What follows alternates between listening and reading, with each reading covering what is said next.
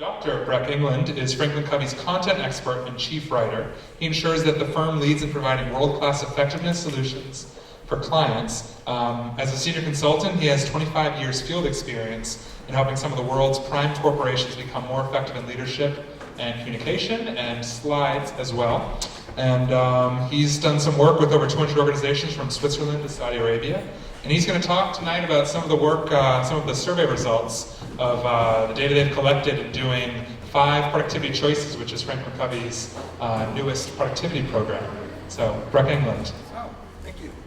Questions? Thanks for having us. My colleague Lee Stevens and I have been working for some years on a project which would help people in organizations become more productive, and that's a huge issue. And we have been searching for the answers to the key question: what are the behaviors that would lead people to become more productive? What are the handful of behaviors that might be most significant? And to start with, I'd like to refer to a quotation that Nathan Zeldis gave us last year at this conference, which I thought was quite important. The problem is not the 200 useless emails. Those I can clear out in 30 minutes. The problem is the 40 serious emails that each require me to make a decision, and I simply can't make 40 quality decisions in a single day. And that really got me thinking about how you define productivity.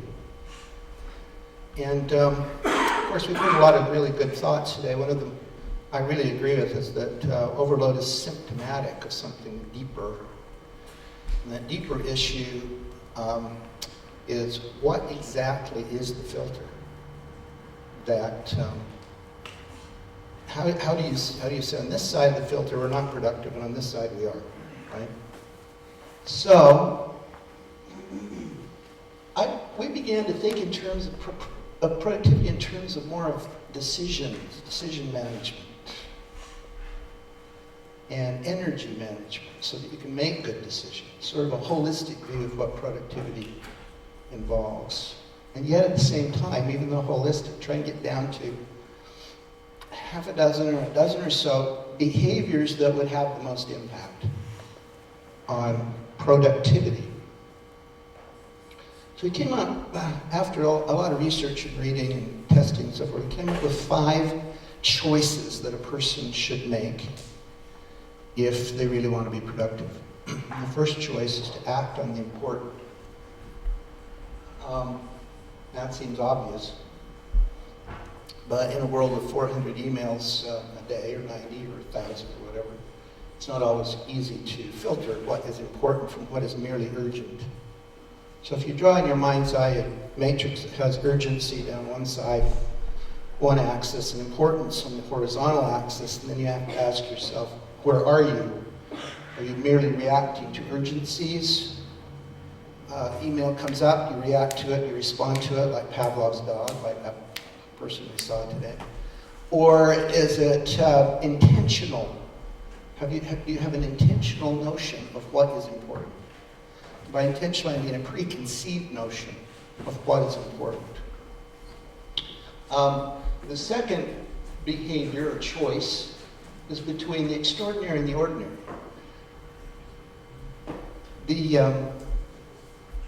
And this comes down to the issue that the one group raised about roles. Remember when you talked about roles? What is my role in it? What does productivity constitute within my role? It's all contextual, right? Within my role, I can be productive or unproductive. A person whose role is to manage a project, say has 120 issues today to deal with, that's their role, right?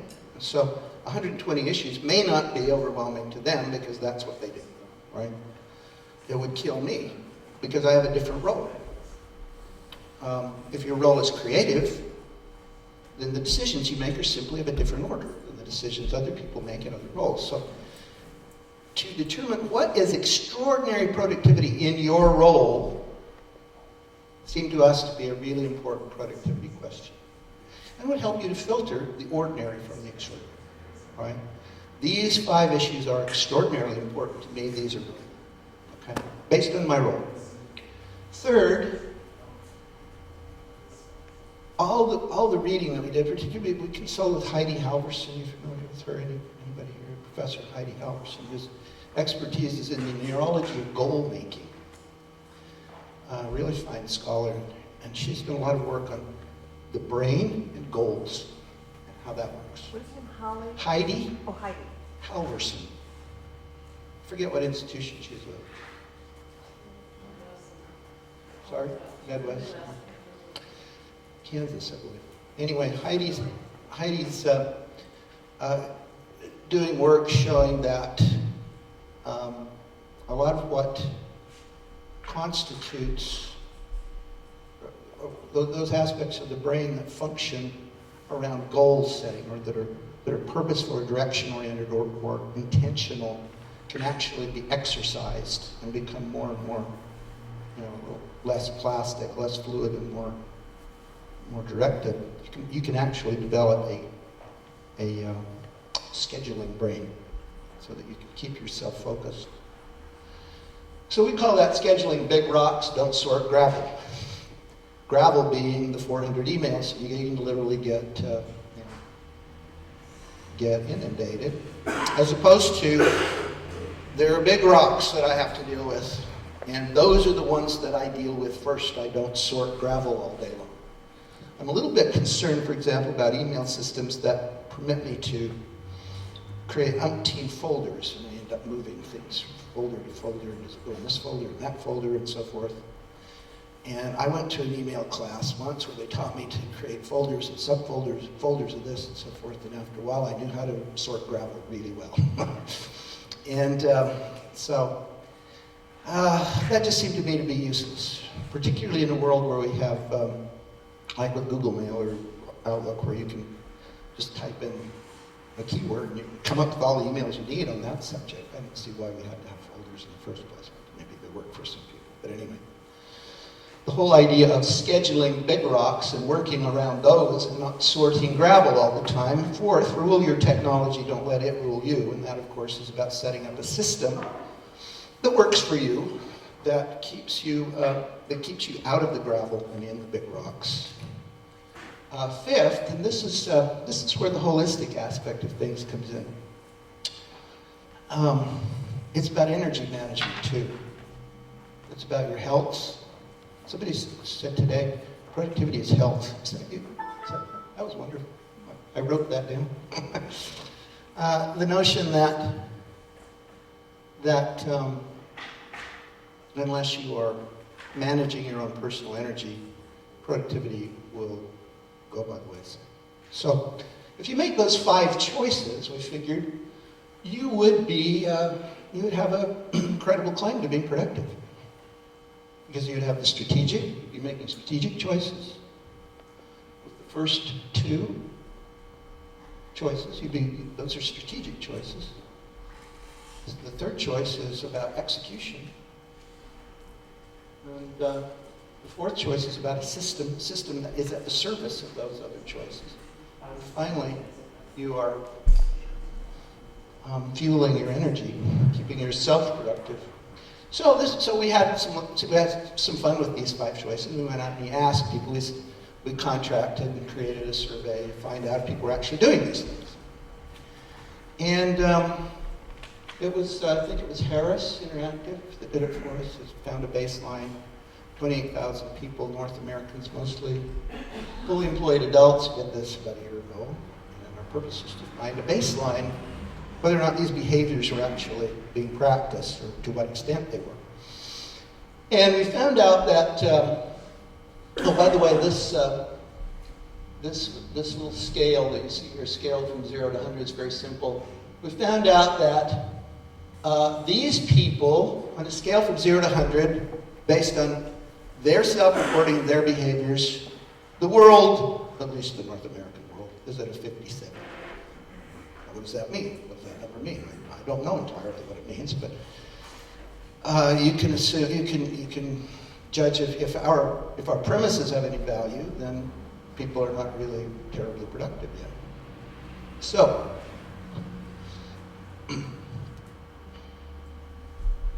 it came down to a few very observable practices that we were looking for.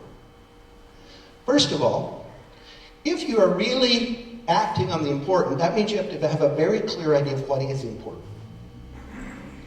Well, how do you find out what is important? So we asked, well, have you had a formal conversation with your boss in which you have clearly defined the activities that will have the greatest impact on results? Have you had that conversation? Well, on a Likert scale that you see here, about 7 out of 10. Yeah, they kind of agree that they've done that. But they're not strongly agreed. Now that tells me that, yeah, I think we've done that. You know? In a formal conversation with coworkers, have you done the same? Does everybody understand what is important? That's really what we're asking. In a defined, maybe even written down way. I really know what's important. And we get about the same results. So, on the line, in the hierarchical line, I think I've done that. On a horizontal line around me, I think I've done that. Okay? Well, the cumulative score there is 14 out of 20, which is, okay, maybe we've done that. Second choice, where we were looking for behavior, for observable behaviors. I have written down my vision of what success looks like in my work, and I have a specific set of goals to help me fulfill my vision. In other words, I have a very clear sense of what my contribution in my role, Travis, like you talked about role. In my role, my contribution is very clearly defined. I know exactly what it is. Well, got a lot less of a response there, as you can see. A lot of people, so I haven't really done that. So they may have a fairly good idea of what's important, but they may not really know what they have to do with it. You see what I'm saying? What their role is in relation to that. Now that tells us that, oh, by the way, we asked them about their personal lives, same thing. I don't know. I don't know what really constitutes success in my life. So if you define productivity, at least in part, as to whether or not people feel that the goal or aim to which they are shooting is clear to them, then we have a very interesting conundrum, right? And the total is 8 out of 20. Not good. What does that tell you? It tells me that people have a kind of fuzzy idea of what is strategically important. And therefore, what kind of a filter are you going to have for information that flows to you? Gee, I don't know, maybe I should deal with that issue that just got thrown at me, right? It'll take me a week, but maybe I better do it. You see? When you're a self-directed worker, as so many of us are, you really have very complex choices to make about how to use your productive time. The result is, if I don't have a clear definition of my role and contribution, what does productivity mean in that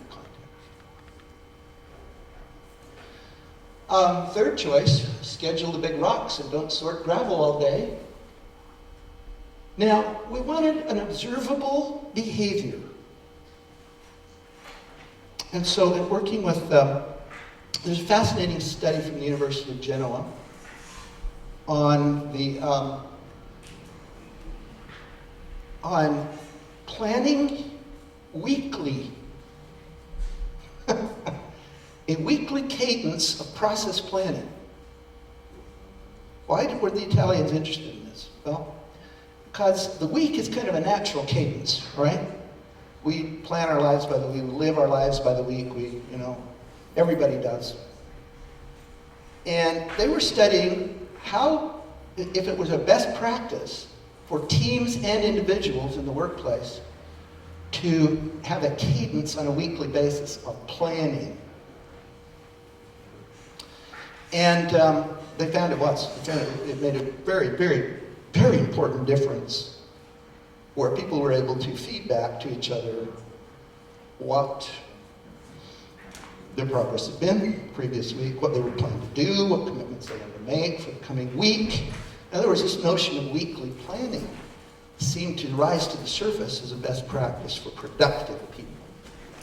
So we adopted it and asked them if they were doing it. They sort of agreed that maybe that's what they were doing, at least 30 minutes.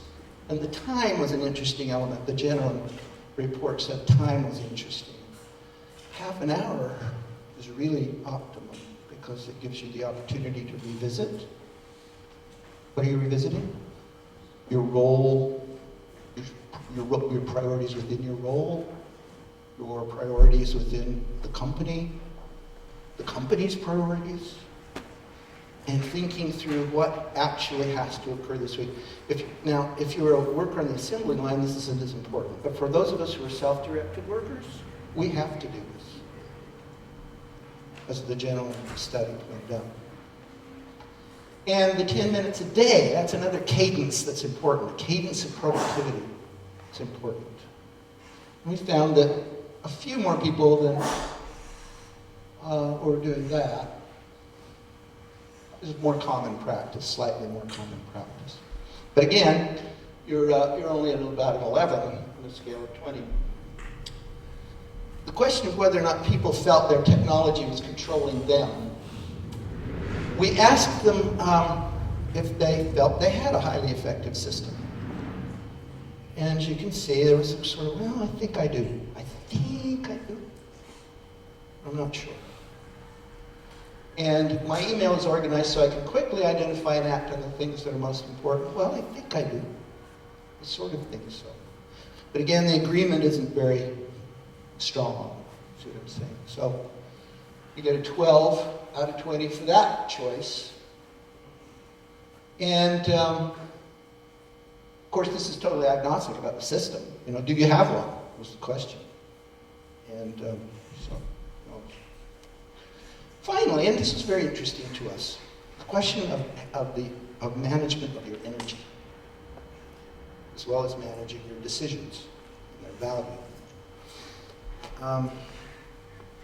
Again, a straightforward question. Do you feel like you have plenty of energy? Yeah, pretty much. 7 out of 10. But then the question, do you have a consistent pattern of activity that renews your energy? See, that was the other question. And you get to that point where you say, I'm not sure that I do have that. I don't think I have that. Now, what would such a pattern be like? I mean, it's fairly simple. I eat right. I get enough sleep. I move, I exercise half an hour a day. I mean, it's all really simple stuff. But they're not really committed. There's very non-committal sort of, I don't know. Maybe I do. As a result, this has got to affect productivity because people who don't have a pattern of self-renewal, physical, mental self-renewal, are liable to, as we say at FranklinCovey, have a dull saw, if you know what I mean. Okay. So, these were the 5 choices that we identified based on our research. Really, it was just a stab in the dark to find what are the 5 things that really productive people would do that unproductive people wouldn't do. And our attempt at generalizing has borne some fruit. We have an ongoing study now. As you can see, there's always a little green after paragraph up there. For the last year, we've been continuing this study. At a certain point, we will have some results to see if these 5 choices make a difference for people. If they feel that they are actually if they are actually adopting making these choices, and then we will study to see whether or not they're having an impact on results. Okay, so that's the next step after this. But I just thought I'd let you see what we've been doing and what the premises are, and thanks very much. So, there you go. Any questions at all? Yes. How'd you come up with 5? Yeah, that's an interesting question. Through research, primarily through we interviewed a lot of people. We interviewed 40 or so scholars, I believe. People like Ned Hallowell, Heidi Halverson, when I mentioned John Rady at Harvard, Walter Schneider, is that? Walter Schneider, who's a productivity expert. In Europe, we interviewed some Scandinavian people. It was primarily, let's go to the people who know about this and find out what they think. So, rather than, at this point out, I think it's more of a hypothesis. We're testing it to see if these 5 things, which seem to rise to the surface in the literature, do they really make a difference? That help? Okay. This is fascinating. Thanks for sharing. Thank you. Did you find, this is the average, did you find a lot of extremes, like a lot of 1s and 2s and a lot of 10s? No. Huh. The outliers are really, really rare on this. As I looked at the graphs and as the numbers came in, I thought, and Harris showed us all the raw data, so you really don't have a lot of outliers. So, yes?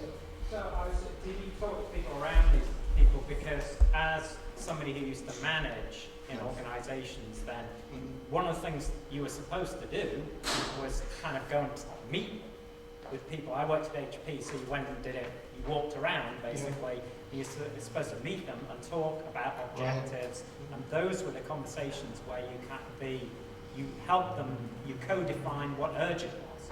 Right. In those contexts. And maybe part of your role was to kind of energize the people you're working with. Yeah. So I think you're just speaking to individuals there, right? Yeah. Mm-hmm. We do run a training business, and our business is primarily to do exactly what you described. We have like 24,000 facilitators, and they're out, training people in these 5 choices, and they're feeding back to us constantly in various ways. What are the results? What they're getting, but we are not at this point doing the kind of study you're talking about. That is in the future for us to determine whether or not results are actually changing. Because it might be interesting. It's a bit big brother, but if you share with management the fact that a bunch of employees are down at 3. Oh, I see what you're asking. Yes, we do that. Yeah. We do that quite routinely. They diagnostically. Yeah. Yeah. So I guess I was saying 2 things. One thing, we do that quite routinely. Yeah. Do managers change it? That's the first thing. Change it? Yeah, if you've got a great manager, you're more motivated. It's surprising how they tend to take what we say at face value. Even though it's hypothetical. We know it's hypothetical. We tell them we think these are the best practices. I think does a manager impact this? Can a manager change Manager the can outcome? Impact it. That's Yes. Yes, of course it can. But the primary impact we're looking for is, will you let your people be trained, and then we can look at the results. Yes? I have a question at the system level. So this looks like individual productivity. It is. Which Very much there's so. research that shows that the people who maybe aren't as productive are critical to the larger system. So when I looked at, like act on the important, not the urgent, or go for extraordinary, don't settle for ordinary, or even the big rocks and the gravel, relational work that has to happen as part of an organization to sustain it doesn't really often fit into any of this, because someone might have an urgent problem, but that's not particularly important to my outcome, or by stopping to work with them, I can't do what's extraordinary, or I can't do my big rocks because I'm doing stuff that's more like gravel, and To me. Gravel that's to more me. like gravel to me, right? So there's a real individual focus here that doesn't actually, and I appreciate this, and I like, oh, this is good, I gotta remember this, and then I thought, oh, but wait a minute, what about all the letters of recommendation that I need to write, and that my colleague, who might be doing something else, never writes letters of recommendation and says he is and doesn't send them, and so grad students don't get admitted, you know, undergrads don't get admitted to grad school, or that kind of thing. That is a real Well, murky. just to throw just a little out on that. That's why the first choice is about, are you clear with your boss and with your colleagues, so that there is a relational understanding of what my role is and contribution is. That should help with that problem, but it won't solve, totally solve it. Thanks, Jerry. Thank you so much, Breck.